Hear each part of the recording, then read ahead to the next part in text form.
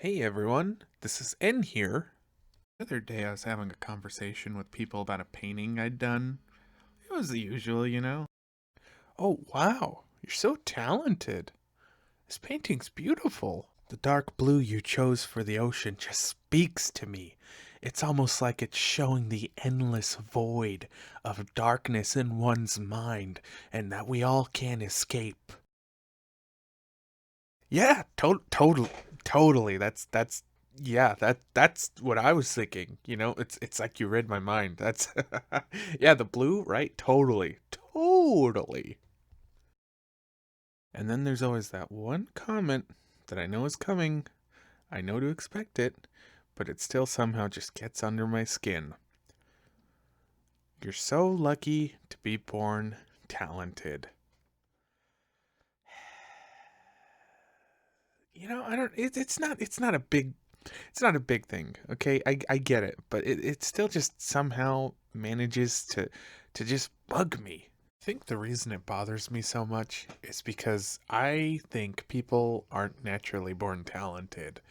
Uh, they might have qualities that can lead to talent, but you know, if somebody's straight up born like an anime protagonist destined for greatness. I don't think that's possible.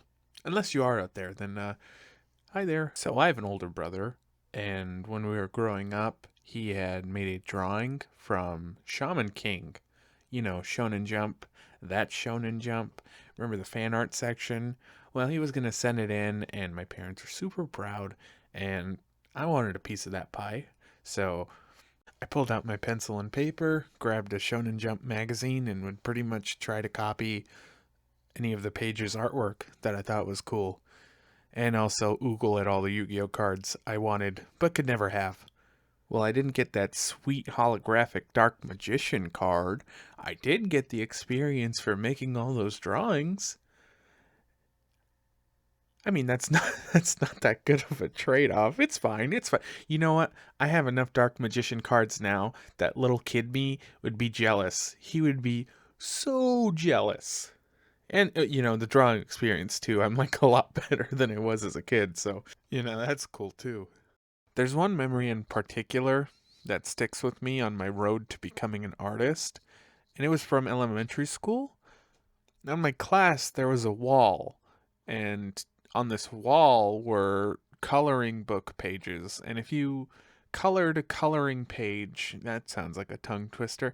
If you colored a coloring page really well, it would go on the wall. So, of course, I wanted to be on that wall. So I'd submit a page every chance I could get, and every single time it would be rejected. And the main reason was I couldn't color in the lines, which it's really funny to look back on now because I can do that now. And to this day I still think about that wall and how many years it took me to master the art of coloring in the lines. So, for elementary school, I just kept drawing. I had a little dinky sketchbook. It wasn't great, but I kept drawing in there. Here are a few examples. Here's one. It's not great, but I was making progress, trying to figure out what materials work best and how to get better at art. So middle school runs around, I start carrying around a sketchbook, drawing in it like every day. It becomes a habit, and I go through quite a lot of sketchbooks. I'm going through them like water. Now, the drawings aren't great. Here are a few examples, but progress was being made. I was learning a few things, making a lot of mistakes, but it was a slow path. But I was making some progress along the way, which was the important thing. High school happens, still carrying around a sketchbook, still making art. It's kind of in a weird phase where it's this surreal, creepy nightmare fuel. As you can see, some of the examples here. I have a lot more, but they're kind of graphic. Art somewhere along the way turned into therapy for me. So a lot of this was really just teen angst. Lots of teen angst.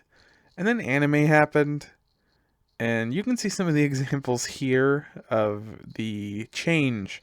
And, I know people bag on anime art. Oh, anime art, anime art. But I will say it did start to put me in the right direction to learn body anatomy, at least some form of body anatomy. The main emphasis of the high school era was sort of refining my skills, especially in the shading department. I mainly started with a lot of graphite, black and white shading, and I feel like that helped me later on sort of understand contrast between lights and darks.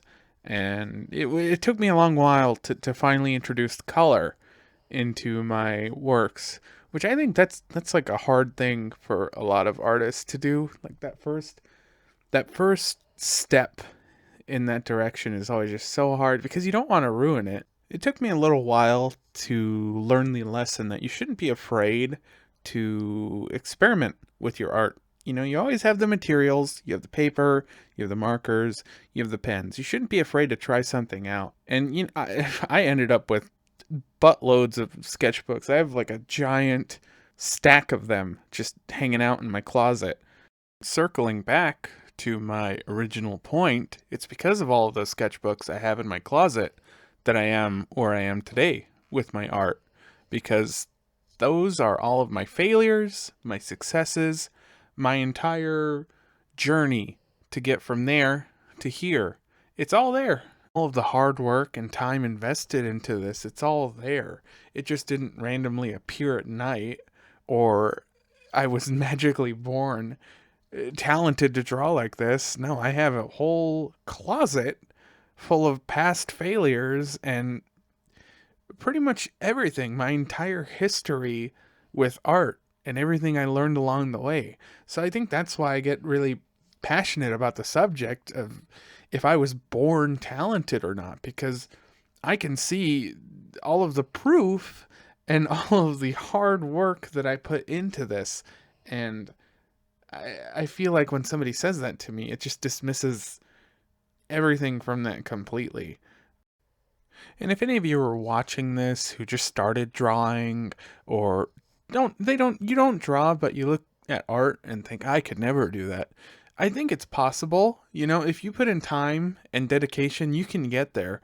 It probably won't take as long as me if you use references or tutorials and guides, because I sort of avoided that for a long while, which was sort of ignorance on my part. And I can make a whole other video about this subject because there was a phase where I feel like it sort of stunted my art, and it wasn't until later on when I was more open to using materials that I started to advance a lot more quickly than when I hadn't. If any of you guys watching this video are interested in art or drawing, it doesn't come naturally at first. It takes a while, but if you keep at it, you can do it. Anyone can do it. You just got to put in the time and effort, and you will see the results. I hope you enjoyed the video. If you have anything to say about it, just leave a comment down below. And I'm going to be starting work on the next video very soon. So hopefully the next video will be out in 2 weeks from when this video is uploaded. And it will be a bit different. My idea right now is to do a sort of summary / review of a movie or TV show. So look forward to that. With that, I'll just end it and see you later, and I hope you guys have a good day.